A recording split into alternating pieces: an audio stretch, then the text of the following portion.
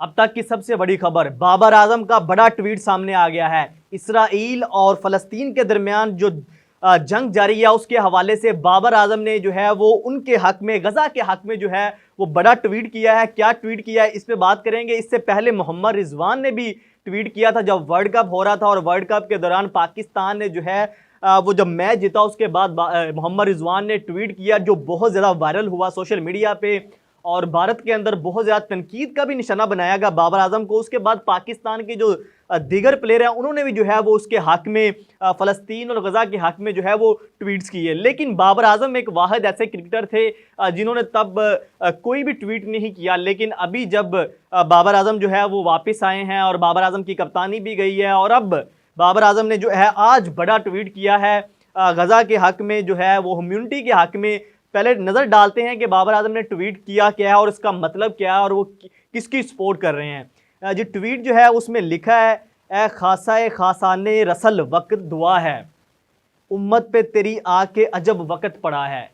इस ट्वीट का मतलब ये है कि वो इसमें मेंशन कर रहे हैं दो जहानों के मालिक को कि इस उम्मत पे इस वक्त जो है वो वक्त है, और दुआ कर रहे हैं कि आपसे दुआ है इस पे जो उम्मत पे इस वक्त बुरा वक्त चल रहा है, मुसलमानों पे जो बुरा वक्त है।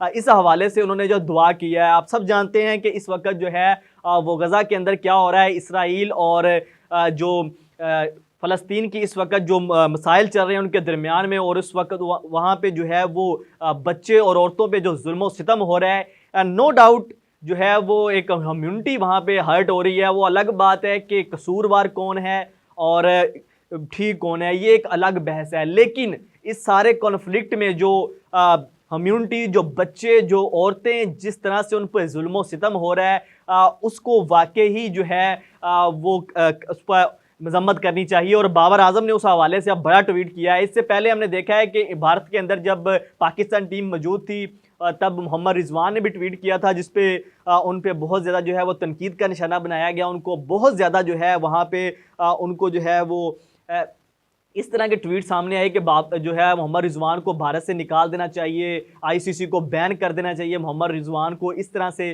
जो है वो रिस्पॉन्स सामने आया। उसके बाद पाकिस्तान के जो दीगर क्रिकेटर्स थे उन्होंने जो है वो ट्वीट्स किए गज़ा के हक में। लेकिन ये कन्फ्लिक्ट बढ़ता गया। उसके बाद जो है वो अब इस हद तक बढ़ गया है कि मजलूम जो बच्चे हैं वो इस तरह से वहाँ पे उन पे जुल्म सितम हो रहा है, इतने हद तक उन पे तशद्दुद, और जिस तरह से वो वहाँ पे उनके साथ हुआ है हॉस्पिटल के अंदर, हर जगह पे यहाँ पे मेंशन करना जो है वो वक्त कम पड़ जाएगा। लेकिन बाबर आजम ने जो है वो अब उनके हक में बाबर आजम भी बोल पड़े हैं।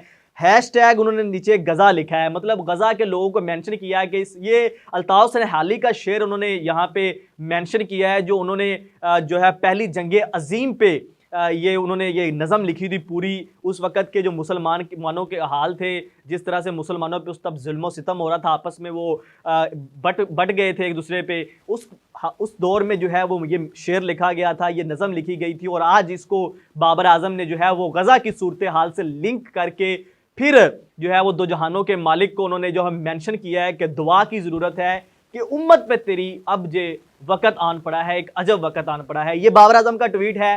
बाबर आजम भी जो है वो अब बोल पड़े हैं। कमेंट सेक्शन में आप भी इस चीज़ को बताएं कि आप इस चीज़ को कैसे समझते हैं, जो बाबर आजम ने अब जो ट्वीट किया गज़ा के हक़ में, इस पर आप लोगों की क्या राय है, कमेंट सेक्शन में ज़रूर बताइएगा। इसी के साथ शहरोज़ अहमद को इजाज़त दीजिए। अल्लाह हाफ़िज़।